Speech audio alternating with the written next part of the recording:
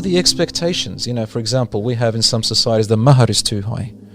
My God, which 19, 20-year-old, even 25-year-old has enough, to pledge a mahar, a dowry, a marital dowry, a mahar, a sadaq of, say $30,000, $40,000 cash immediate. Take it easy on it, because he's got to buy furniture, you got to rent a house, you got to pay for the wedding, you got to go on a honeymoon. Who's got? So take it easy on the mahars. Maybe put a bit of a deferred amount later. Make it easier. There are some societies like my community, the Lebanese Middle Eastern community, we kill it with the mahar. 100,000, 150,000. Yeah, I'll talk about it. It's just really tough, Another thing we can look at is... can I quickly ask, is there a number you'd recommend? Would you say Australia, guys under 25? Because we barely worked full time. Yeah. I'm trying to say... There's a bit of controversy online about that I would like your opinion, because it's not something where I pick. All right. Isn't it more like... It's for the female to choose. That's why he's... So since we opened up the issue of the mahar, the issue of the mahar in marriage, what is the mahar? The mahar is a bridal gift, if you like. In Christianity, they call it dowry. In India, they also call it a dowry or a dawah. But the way they do is different to what it means in Islam. The dowry is usually given to the father or to the family of the girl. It's not even the girls. In Indian culture, the non-Muslim Indian culture, the girl's family gives it to the man, to the groom, or to his family. In Islam, the dowry is what the bride requests. She is the one that sets it and requests it. Her father, however, is representative of her, so she's not the one that goes out and speaks about what she wants, because that could be that'll be probably embarrassing for her. It's uncomfortable for her to say. So her father is the one that speaks on her behalf, and he advises her, but he lets her know. Some fathers, they don't even ask their daughters. I've done marriages for people where the bride and groom have no idea what a mahar is and what it is and what's going on. They go, I don't know, my parents, whatever they agree to. So, but hold on, mahar means the groom, you have to give, you have to pay that, you have to settle that, you have to give it to the bride sooner or later. You don't know you don't know what he owes you. So I don't know what it is. So we have to talk about what mahar is. The girl chooses it, she's the one that sets it. Obviously she's got a give and take with her father, takes the advice of her father and her mother, her family. They talk about it among each other, and then you look at the situation, you look at the groom. What is the groom of good character? Is the groom of good religion? Which means, what's religion? It means that you've studied you've looked on his social media, you've seen what kind of friends he hangs around with, you've seen how he is dynamics with his family. You see that the guy has been raised in a reasonably good Islamic environment. He does the basics of the religion and stays away from the major sins. He's got some good religion. He fears Allah. You remind him of God. You find that he respects it, right? So that's good religion. Good character is trustworthy and honest. He's not going to leave your daughter on the streets when things go rough.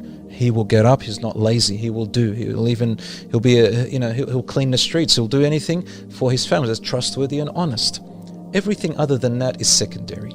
So we say we'll put a mahar on this guy because his character and religion is good, man. He's got good values. We're not going to suffer like this, inshallah. So why make the mahar so much? What can you afford, son? Yeah, parents, what can you afford, son? Do you think that's a good question for people to ask? Of course it is. Okay. 100%. I would ask, say, well, what can you afford, son? What can you do? Or I can say, look, this is the situation, her cousins and my environment, this is how much they write. But I'm not going to force that on you, son. What can you afford? I want to make it easy on you. That's if he's got good religion, good character. That's all I want. I don't want my daughter to be looked after because he's got a lot of money. I want him to look after because he's got good values. He's going to respect her, value her, look after her. He's not lazy. He's got good morals and principles.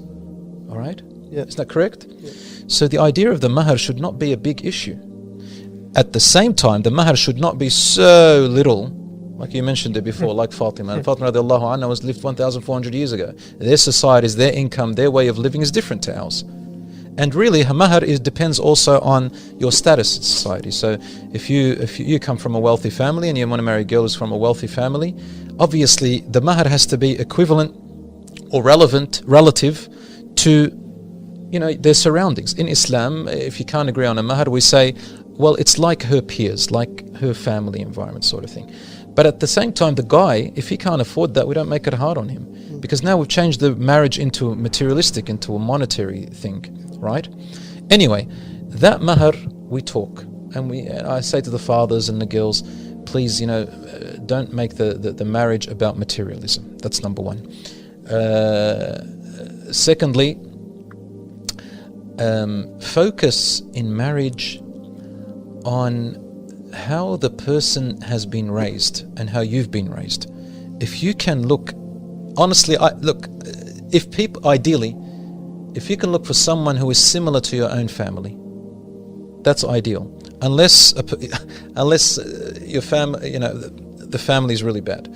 But if my family is used to a particular culture and custom, they're used to a particular way, alhamdulillah, they're good in their deen, they're respectable, they've got good values, but our customs, our traditions, our expectations, our dynamics of how we live together is a particular way. It'll help you to get someone who comes from a similar kind of family to that.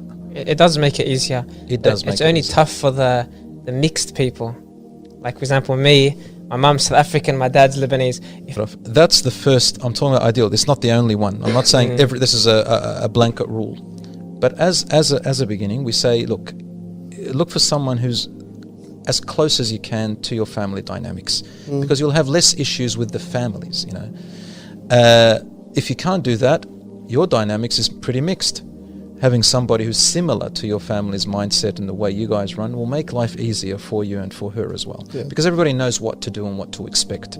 And the parents know what to do and what to expect as well. The third thing, like for example, I've got family members who are married to,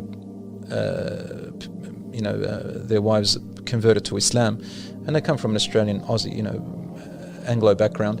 They're not used to the customs, traditions, but they've got good manners. They're not the fighting type, for example, argumentative type. Yes, they'll talk their opinion, but they're not the type that. So they're the type that can learn and can compromise a little bit and adapt, and that works too. Yeah. And it's not just the girl, also the boy. I had a couple who said, the wife said, my husband, he wants us to go and have a barbecue at his father's house, his whole family, all his siblings, every Wednesday evenings. Every Wednesday. I've had enough of it. I said, sister, what's your priority in life? You or your family? She goes, of course my family. Your kids? Yes, your kids. Do your kids love seeing their family? Yeah. I said, all right. That's why you got married. You do some things that make your husband closer to you. And like it, love it, because you're building your family, making a better family. And then he turns around and says, you didn't ask her what we do every Friday nights. I go, what? He goes, ever since I got married to her, every Friday nights we've got to be at her dad's house. So, okay. And he goes, I don't complain. I go, why do you go? He goes, I want my wife to be happy. This is something that you give and take. So there you go. It's mutual. You've got to give and take a little bit. Yani, marriage involves a little bit of sacrifice, a little bit of adaptation. It's never 100%.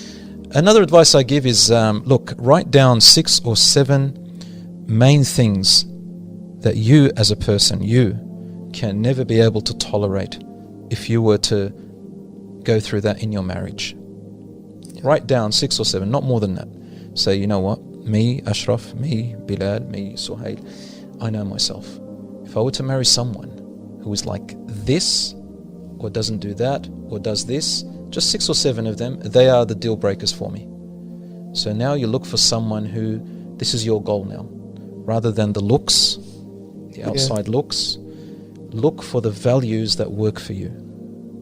And you'll find somebody who are also looking for similar values. You will click. I think studies shown that about 7 or 8 personalities in the world basically 7 or 8 personalities are divided in the world. So among 7 billion people, you have a high chance. There's so many people with a personality that fits yours, inshallah, or a culture or a system that fits yours.